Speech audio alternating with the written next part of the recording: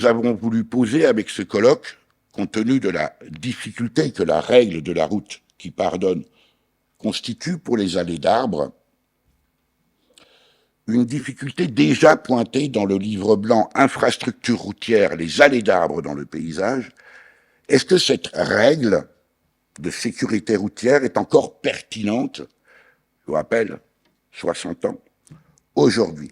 Est-ce qu'elle répond aux problèmes de sécurité routière? Est-ce qu'elle est en cohérence avec les besoins face aux problèmes du monde actuel? Nous apprêtons à démarrer la COP 28. 28, c'est la 28e édition. Ça fait 28 ans que le GIEC nous alarme sur le changement climatique. D'aucuns diront, qui aurait pu croire? Je mets en parallèle ces 60 ans de contexte des années 60 et puis ces 30 années qui nous expliquent que le contexte est en train de changer.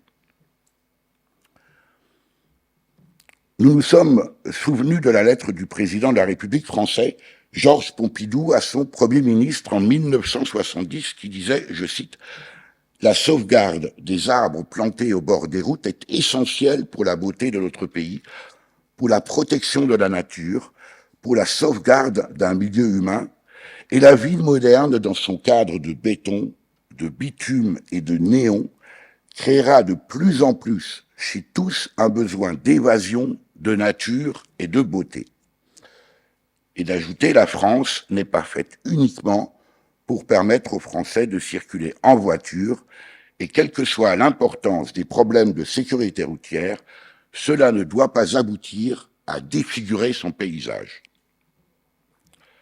Vous l'avez dans l'intégrité dans votre livret. Nous allons donc aborder ce colloque avec Mathieu Flonneau pour nous éclairer sur ces années Pompidou et peut-être sur ce que sera notre mobilité de demain. Puis nous explorerons aujourd'hui et demain cette notion de beauté essentielle pour le pays avec les notions d'image, de marque, mais aussi de cohésion sociale. Beauté essentielle pour la nature, on dirait aujourd'hui l'environnement. Beauté essentielle pour un milieu humain, notre bien-être mental face à un monde de plus en plus fracassé, notre capacité d'empathie.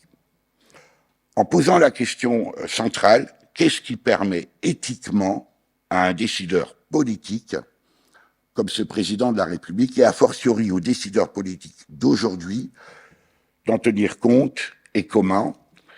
Et d'une certaine manière, les allées d'arbres, et les arbres peut-être en général, nous interpellent et nous interrogent sur le sens même de notre vie.